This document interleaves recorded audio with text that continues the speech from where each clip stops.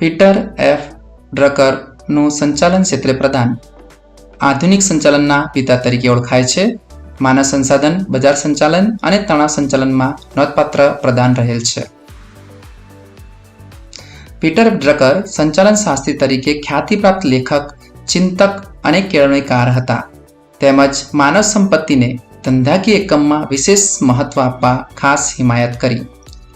Peter F ડ્રકરના મુખ્ય પ્રદાનમાં ધ્યેયલક્ષી સંચાલન અને સ્વનિયમનનો સિદ્ધાંત મુખ્ય છે. જુદા જુદા ધંધાકીય સ્વરૂપના એકમો માટે ધ્યેયલક્ષી સંચાલન ખૂબ જ અસરકારક છે.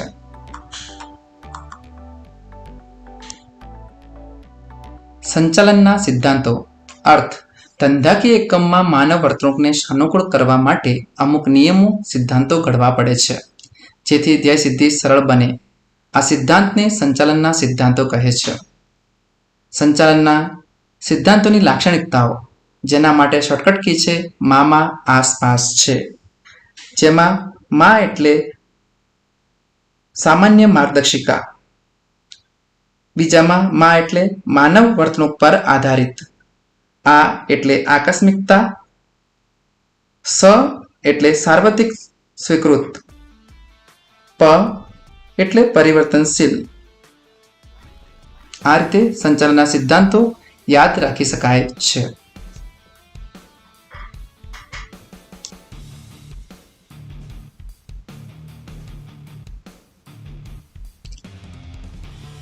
સંચાલનના સિદ્ધાંતોનું મહત્વ, જેના માટે શોર્ટકટ કી છે કેવી સે ટીવી ને ડીપી જેસે એસટીડી.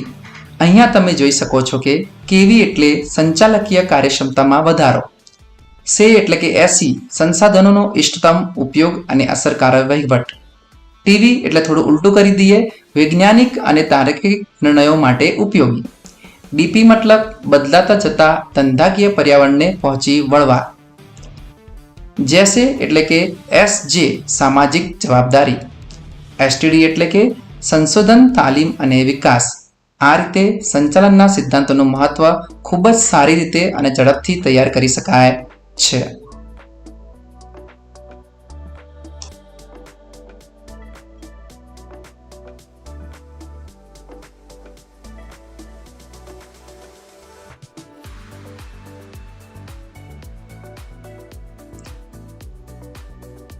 સંચાલનની વિચારધારાઓ મુખ્યત્વે 4 છે, જેમ કે પ્રશિષ્ટ વિચારધારા, નવ પ્રશિષ્ટ વિચારધારા, આધુનિક વિચારધારા અને વર્તન સંબંધિત વિચારધારા.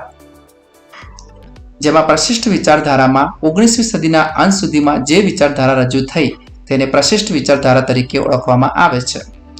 નવ પ્રશિષ્ટ વિચારધારા, જેમાં એલ્ટન મેયોએ હોર્થોન પ્રયોગો દ્વારા આ વિચારને જન્મ આપ્યો. વર્તન સંબંધિત વિચારધારા મનોવૈજ્ઞાનિક તારણોના ઉપયોગ દ્વારા કર્મચારીઓના કાર્યસંતોષ અને કાર્યક્ષમતા વધારવા પર ભાર મૂકે છે, જેમાં અભિપ્રેરણ, નેતૃત્વ, આંતરમાનવીય સંબંધ, ઝઘડાનો નિકાલ જેવી બાબતોનો સમાવેશ થાય છે. આધુનિક વિચારધારામાં મનોવિજ્ઞાન, સમાજશાસ્ત્ર, આંકડાશાસ્ત્ર, ગણિતશાસ્ત્ર તેમજ ઇન્ફોર્મેશન ટેકનોલોજીના ઉપયોગની હિમાયત કરવામાં આવી છે.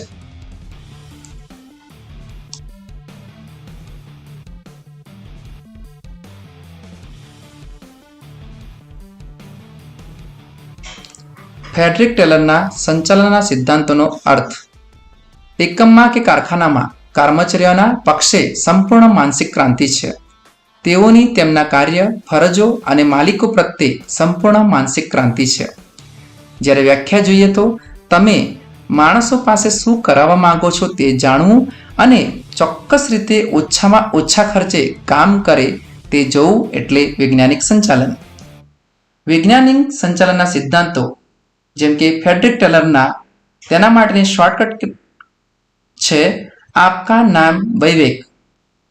આ ખૂબ જ ટૂંકાક્ષરી નામ છે, જેને તમારે યાદ રાખવા માટે આપકા નામ વૈવેક યાદ રાખવાનું છે. આપકા નામ વૈવેકનો મતલબ થાય છે આયોજન અને અમલીકરણ, પ મતલબ પ્રમાણીકરણ, કા એટલે કે કાર્ય વિશ્લેષણ, ના એટલે કે નાણાકીય ઉત્તેજન, મ એટલે માનસિક ક્રાંતિ. આ રીતે તમે યાદ કરી શકો છો. ફ્રેડરિક ટેલરના સંચાલનના સિદ્ધાંતોની પ્રયુક્તિઓ કુલ 3 છે. એક સમય નિરીક્ષણ, ગતિ નિરીક્ષણ અને ભિન્ન વેતન દરની પદ્ધતિ.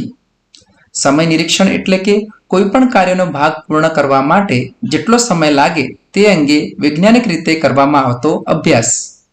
ગતિ નિરીક્ષણ એટલે કે બિનજરૂરી ખોટી દિશામાં થતા બિનકાર્યક્ષમ હલનચલનમાંથી ઉદ્ભવતા બગાડને દૂર કરવાની પદ્ધતિ છે. જ્યારે ભિન્ન વેતન દરની જે પદ્ધતિ છે જેને ફ્રેડરિક ટેલરે હિમાયત કરેલ છે, જેમાં કામદારોને તેમના કામના સમયના આધારે વેતન સંબંધી ઉત્તેજન આપવાની પદ્ધતિ અમલમાં મૂકવા માટે તેમણે હિમાયત કરેલ છે.